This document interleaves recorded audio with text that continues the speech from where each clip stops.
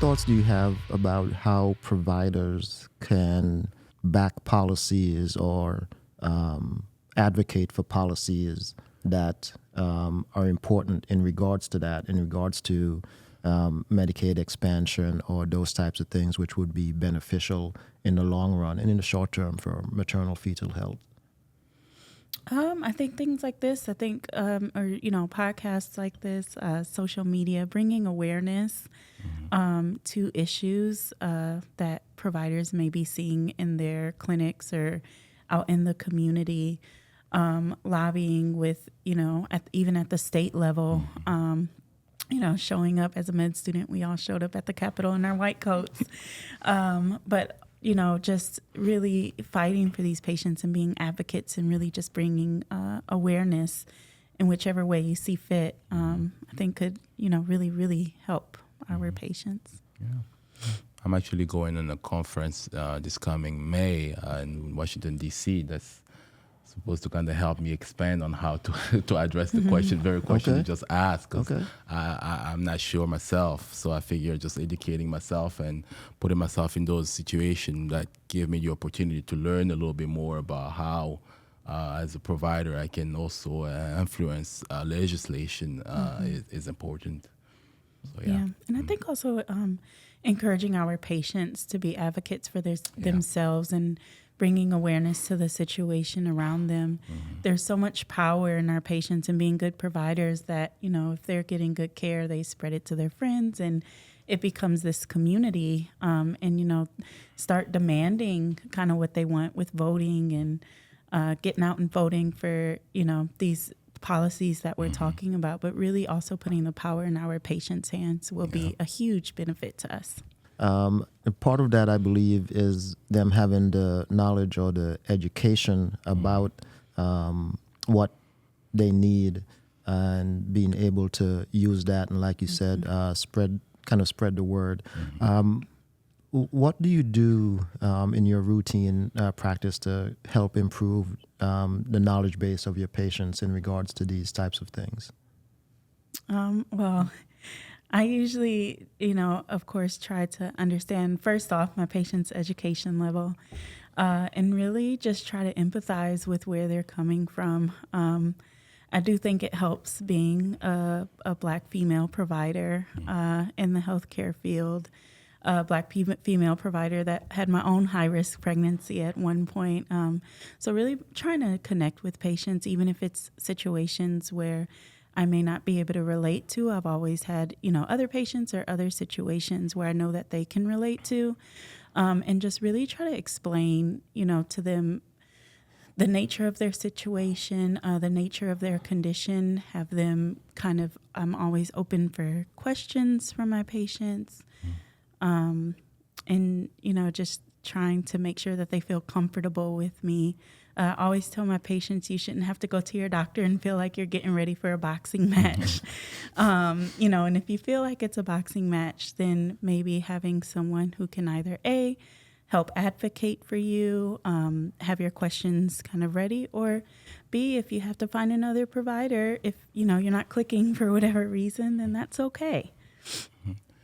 Yeah, I 100% agree there. And there's so much that can be said and so much value. I think Dr. Parker touched on it, having the person that you see, that you have as a provider look like you, So I think particularly for us, and you can see the number shows it, like our African-American mothers are suffering the most out of this calamity. And so having providers that look like you and understand you is invaluable in this conversation. So I think we can definitely do a better job in increasing diversity there.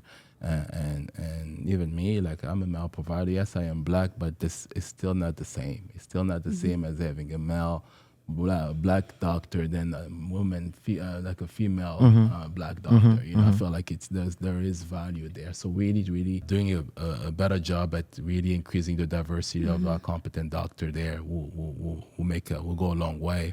The other thing that we also do is empowering them. I think we work closely with our midwife here, Michelle Kelly. who do centering. So she's a what we call like a group prenatal visit where those women will come together and they're able to share from their relative experience, and it's very diverse and very engaging because you have patients that this is the third pregnancy, these are the first pregnancy, so they can draw from each other's experience. Right. They'll help each Right. other's, and they can generate conversation that now we can kind of put taking some of those questions, formulate a presentation and a talk based on the question that they're formulating, kind of, give them the correct information Okay. and build that trust. I think it's, after COVID, there is this mistrust that develop when it comes to the healthcare system in itself. So really doing a very good job of building that trust there, where we're like, hey, I'm not working for the man. Okay, this is my job. I'm gonna give that to you, but my job, my responsibility is to you and your baby and your well-being, and making those women feel empowered and having a say into their pregnancy, into the whole process per se. Okay. Yeah, great. That centering program, I think, is very good that they have in the Family Medicine Center. Are you aware of any other community collaborations or community resources that are also beneficial in terms of knowledge, education, and improving maternal fetal health? That's another thing that we can work on. Of course, there are some resources from the health department. I know the Hispanic Alliance here in Gainesville has a lot of resources for some of our Hispanic mothers. But other than that, there's nowhere specific. No. I think the internet will be the other place for those women. There's a lot of forum there. The problem is like there's just so many too. So some of them are well informed, I'll say. I think they're all probably all well intentioned, but some of them are well informed than others. So that's why it's keeping the line of communication open between you and your patient they're able to bring you some of those things that they're finding out there, and you can now just kind of guide them and put some medical backing behind it and just kind of help parse some of the reality versus some of the just other conversation talk that is being circulated out there. Gotcha. So really, you gotta listen to your patient. You really they have to be able to speak their mind. They have to be able to express themselves. And I feel like that's something that we can, as provider, do better. Like really empowering our patient to be able to allow them to feel that they can speak their mind. Gotcha.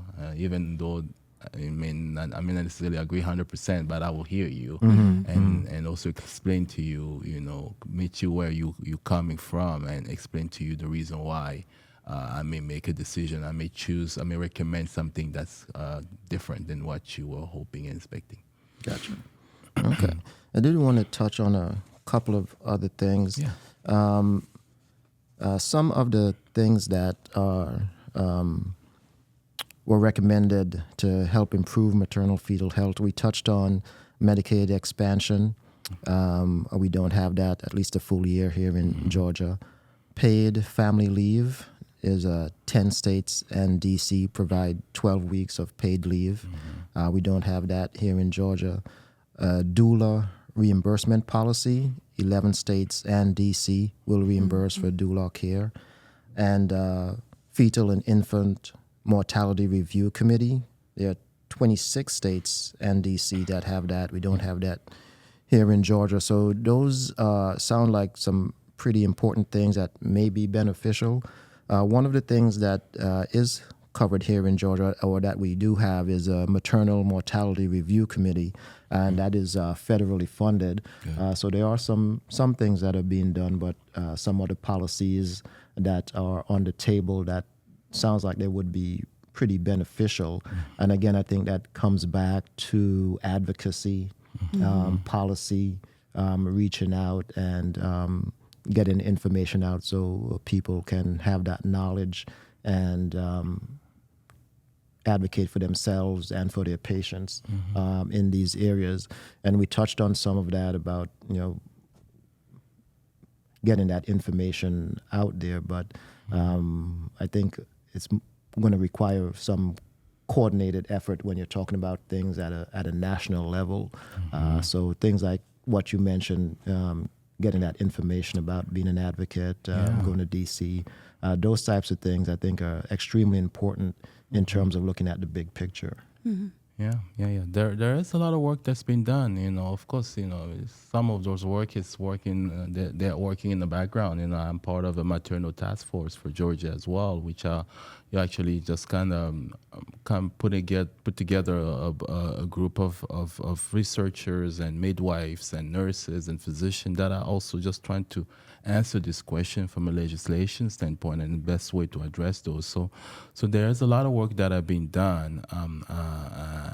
We can just, I think, be hopeful, but at the same time, I think things like this podcast need to continue to happen, to continue to shed the light and continue to keep the awareness out there for the people so that traction can be built and then hopefully we can start reversing some of those trends. Yeah.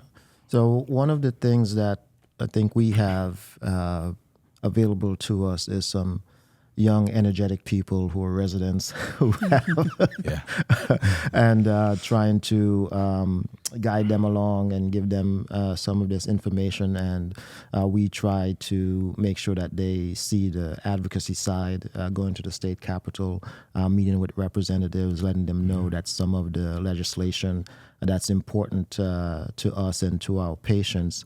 How do you think we can build on that area to help that become more of an ingrained type of a process? I think, helping getting residents into the community, kind of seeing what's going on out there, getting them to, obviously our family medicine residents have an OBGYN rotation where we have them also work with our MFM doctors. So they're seeing some of these high-risk patients and really just trying to bring, the focus to, total care of even some of our residents will say like, oh, as a family medicine doctor, I could take care of someone's maybe chronic issues. But, as I say always, we're womb to the tomb. So taking care of people during their pregnancy, seeing the baby from conception, really to help motivate them that this is total care that we need to be providing. And the numbers can really change if we really, focus on it and do a good job at it. And you said from conception, it's really preconception. We really try to get them, even when you're thinking about it, even before you may be thinking about it, what are the healthy things that you need to be thinking about before you become pregnant that will help improve your chances of having a safe pregnancy and a healthy child. We touched on some of those things earlier. We talked about smoking, hypertension, diabetes, access to healthcare. We need those things to be taken care of, before they get pregnant. Absolutely. To really help to reduce risk. So that's one of the things that is really beneficial being a family medicine doctor. When you see someone for their routine visit before they're pregnant, you can start to talk about some of these things to really be preventative. Absolutely. So, and that's one thing we always focus on. I think last week, that's exactly what I did with some of the residents. I think we had like 2 or 3 cases similar to that, where, and it's important, I felt like, just really kind of getting them to see the importance of it. Okay, not all of them will end up doing OB, but I want them, they don't know where they're going to end up working, you know. And sometimes there's certain things that we don't do by choice. We do them out of necessity. I have a lot of some of the residents that I graduate that found themselves in those, area, and they're like, oh, I'm so glad I did it, So my goal is, I always tell them, like, hey, you got to go through the ringer regardless of your preference per se, because you just never know where life may take you. And God forbid, if you find yourself in this position, I want you to be able to hold the fort, at least start the work started until you can pass along to the next person. So really, it's very, very important to emphasize those, and that's what we're trying to do in our residency per se.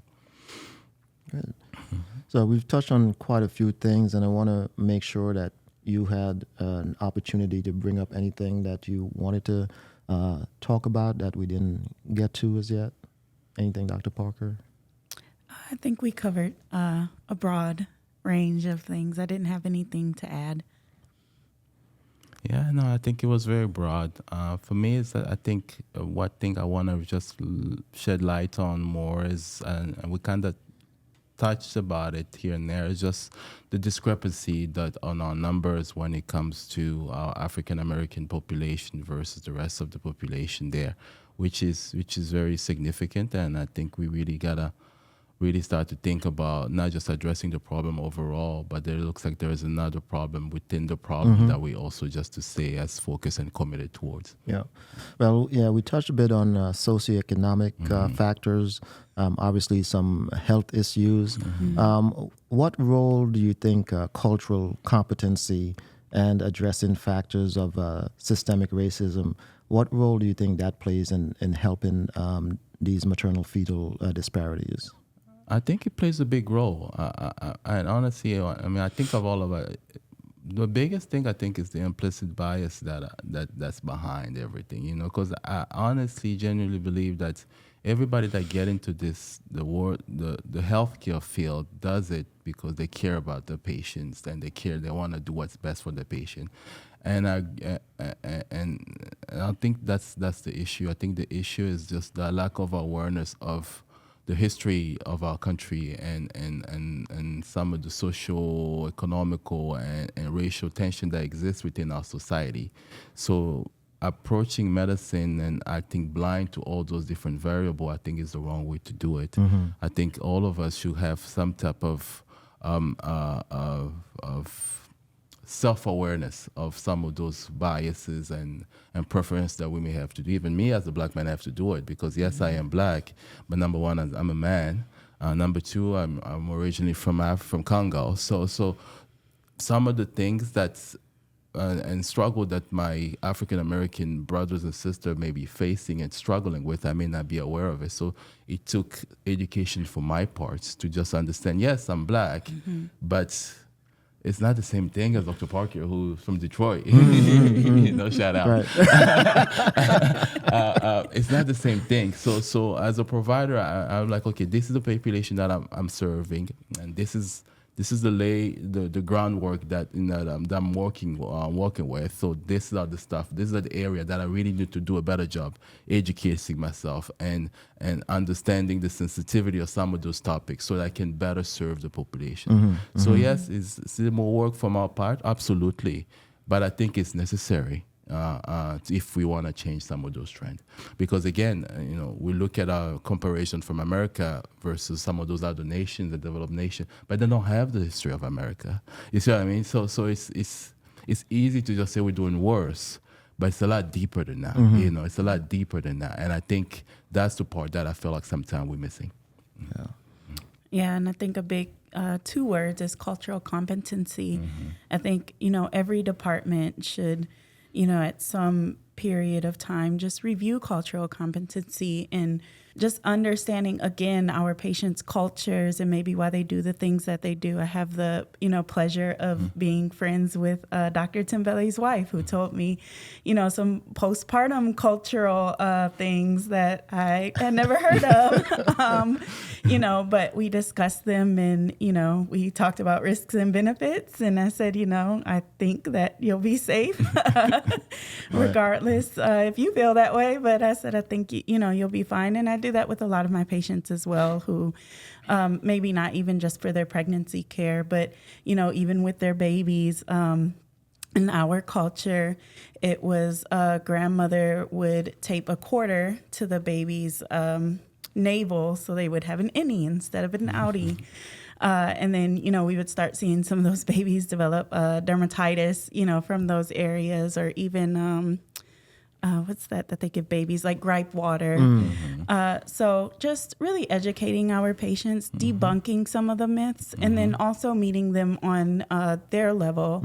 Cultural competency can be great because, if you want to, I don't know, dress your baby in yellow on Sundays, like, going over the risks and benefits with the patient, like that, if they feel more connected to their culture and it's not harming anyone, that can also build the relationship with the patient, so they will come to you when something is abnormal, and feel comfortable with you treating them and, you know, telling them what they can do to actually take care of themselves. Right, right. Yeah, that's very important, and I thank you for bringing that up. It's important that we educate ourselves, and I agree with Dr. Tembele. You know, we all have, you know, can have slightly different backgrounds. Being born in the United States, being born in Africa, being born in the Caribbean, and we come together and we have patients who have different backgrounds, and then trying to see where they're coming from, what their base is, what they think should be done, and how we make sure that they're safe and that we're respecting the things that that they do, and obviously helping them get the best results is a lot of work, but it's what needs to be done. And I'm very thankful for both of you for doing that work and for teaching our residents how to do that work and for taking great care of our patients and being a good example, and hopefully get some more FMOB docs out there to help Come on. with these disparities. Let's go, residents. You can do it. And hopefully we'll have some more of these discussions with continually improving numbers to show some progress.